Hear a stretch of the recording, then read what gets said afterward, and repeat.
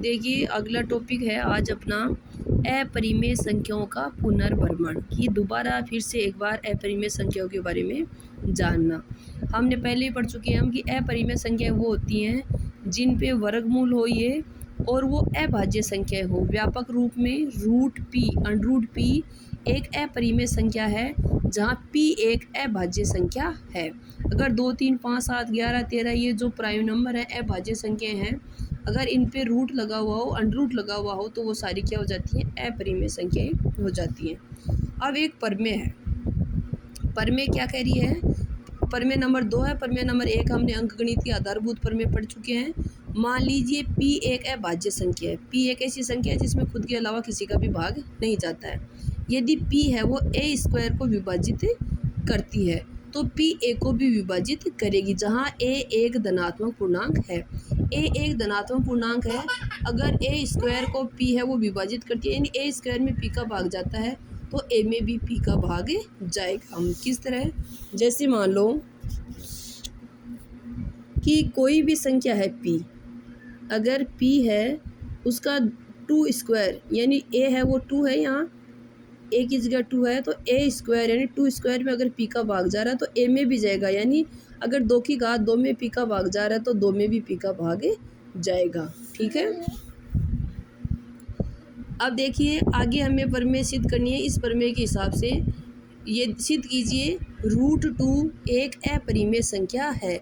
हमने ये पता है कि √2 है, √3 है, √5 है, √7 है, वो एक अपरिमेय संख्या है। लेकिन इसको प्रूव करके दिखाना है कि कैसे अपरिमेय संख्या है।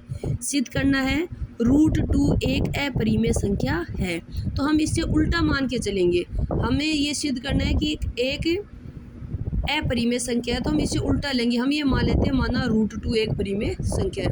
तो परिमेय संख्या हो तो कौन कौन से गुणधर्म इस पर लागू होते हैं, कौन कौन से नियम इस पर फॉलो होते हैं। अगर परिमेय संख्या के नियम हैं वो √2 फॉलो नहीं करती है, इसका मतलब हमने ये जो माना वो गलत है। नहीं आ रही समझ में? चलो देखो, चलो मारवाड़ी में पढ़ लें अपने के है नहीं समझ मारी तो। √2 एक अपरिमेय संख्या है माना √2 एक हमने उल्टा मानना है अपने। अगर वो यहाँ कहे कि अपरिमेय संख्या सिद्ध करो तो अपन यहाँ मान लें कि अपरिमेय संख्या है। दो पूर्णांक r और s ऐसे ज्ञात कर सकते हैं कि √2 बराबर r/s हो तथा s नॉट इक्वल 0। और कह रहे है कि अपन ये होना दो पूर्णांक ढूंढना ही r और s ते क्यों भी मान सको जगह अपन √2 बराबर r/s लिख सका।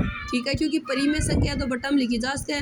अपन बेरा परिमेय संख्या इसकी p/q की फॉर्म में लिखी जाए जटे q 0 को बराबर नहीं होना चाहिए। अपन p और q की जगह r और s ले लिया, s 0 को बराबर नहीं होना चाहिए।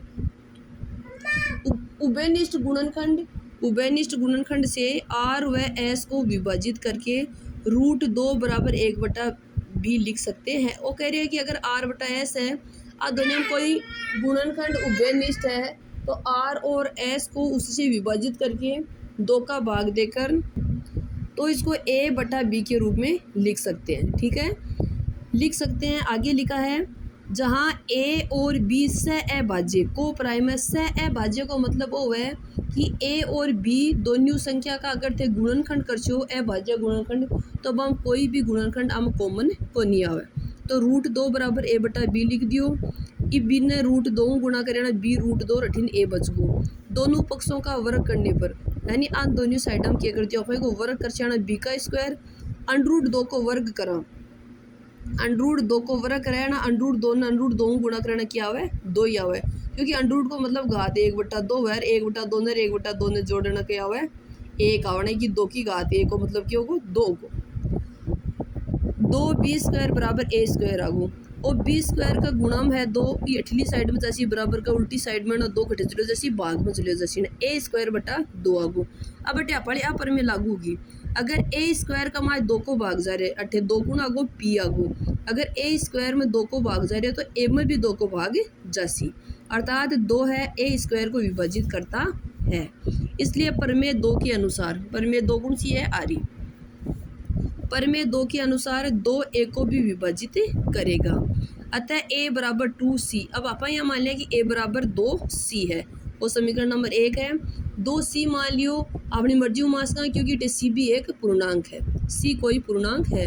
आगे मान बांध ले कि ए बराबर 2c मानू है, क्योंकि रूट 2 अपरिमेय संख्या सिद्ध करनी है, 3 करनी है तो 3c मान ले, 5 करनी हो तो 5c मान ले।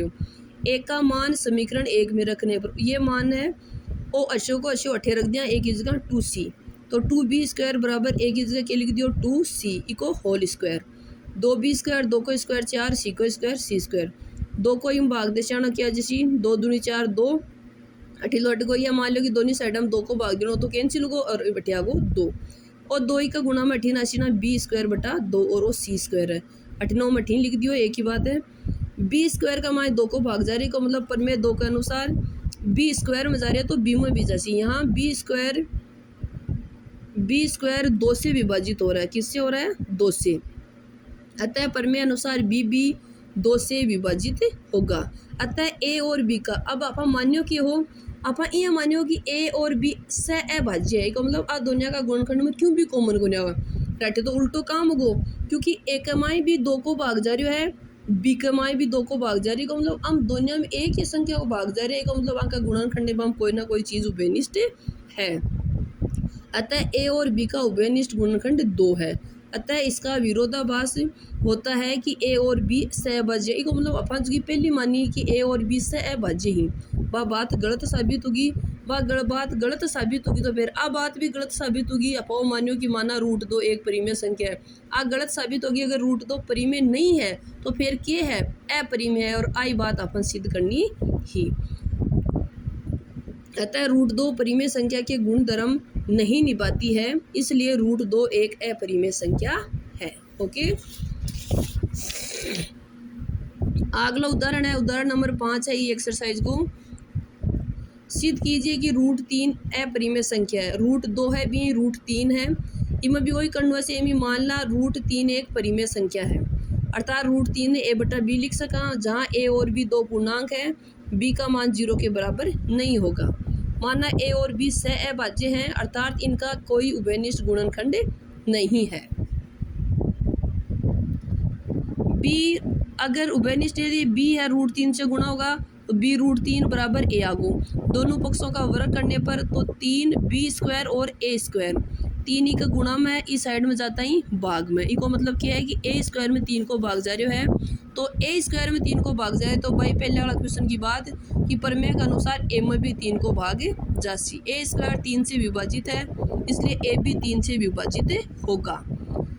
माना a बराबर 3c, b में पर 2c मान्या, यहाँ c कोई पूर्णांक है, इको मान अठे रख दो समीकरण नंबर 1 में। a का मान समीकरण 1 में रखने पर 3b² बराबर a की जगह लिख दो 3c, तो 3c का स्क्वायर, 81 3b², 3 को स्क्वायर 9c², 3 को दोनों साइड में भाग लाक्षण हटाऊँ तो 3 8 से रटे किया जैसी 3 तिया 9, 3 आ जैसी 3 अठीन गुणा में इस साइड में जाना b² का भाग में जैसी को मतलब b² में 3 को भाग जा रहा है, प्रमेय के अनुसार अगर b² में 3 को भाग जा रहा है तो b में भी जैसी, अतः b² 3 से विभाजित होगा, अतः b भी उस 3 से विभाजित होगा। a और b का उभयनिष्ठ गुणनखंड 3 है, परंतु इससे यह विरोधाभास प्राप्त होता है कि a व b सहअभाज्य है, मतलब अपन की चीज मानी वह गलत साबित होगी। अपन मानी रूट 3 एक परिमेय संख्या है, आ गलत साबित होगी तो क्या उसी रूट 3 एक अपरिमेय संख्या, अतः रूट 3 परिमेय नहीं एक अपरिमेय संख्या है।